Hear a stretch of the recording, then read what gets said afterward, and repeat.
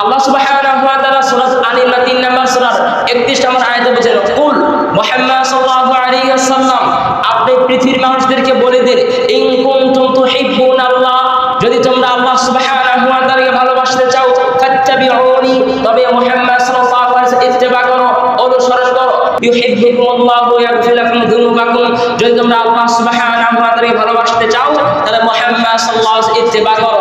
আর যদি তার ইত্তেবা করতে পারো তো আমি আল্লাহ সুবহানাহু ওয়া তাআলা তোমাদেরকে ভালোবাসবো। সুবহানাল্লাহ, শুধু ভালোবাসবে এটা বলে ক্ষান্ত হননি, ওয়া ইয়াগফির লাকুম যুনুবাকুম, তোমাদের জীবনের সমস্ত গুনাহ মাফ করে দেবে। সুবহানাল্লাহ। অথচ আমরা এগুলো মানতে চাই না, রাসূল সাল্লাল্লাহু আলাইহি ওয়াসাল্লামের তরিকায় মানতে চাই না আমরা। আর একটা হাদিস বলে আজকে আলোচনা শেষ করতেছি।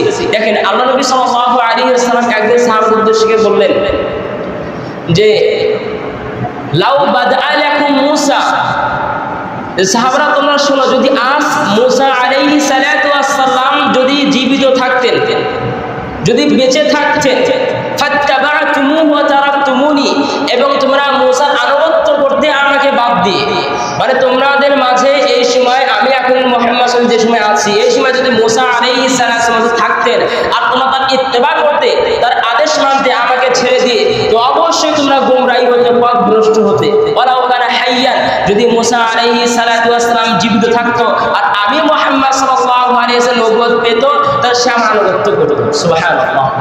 তারা মূসা আলাইহিস সালাম এত বড় একজন নবী, তেনার কথা বলতেছেন, যদি তোমরা মূসার আনুগত্য করতে আমাকে ছেড়ে দিতে, তোমরা পথভ্রষ্ট হতে। আর আজকে আপনি দোহাই দিয়েছেন আমার পীর সাহেবের কথা বলে, আপনার হুজুরের কথা বলে। মুহাম্মদ সাল্লাল্লাহু আলাইহি ওয়াসাল্লামকে বাদ দিয়ে আপনার যত বড় পীর সাহেব হোক না কেন, যত বড় হুজুর হোক, আপনার যত বড় নেতা হোক না কেন, যদি রাসূল সাল্লাল্লাহু আলাইহি ওয়াসাল্লাম আদর্শ না হয় তাহলে সেটা প্রত্যাহার বলে গণ্য হবে, সেটা বাতিল বলে গণ্য হবে, সেটা বিদআত বলে গণ্য হবে।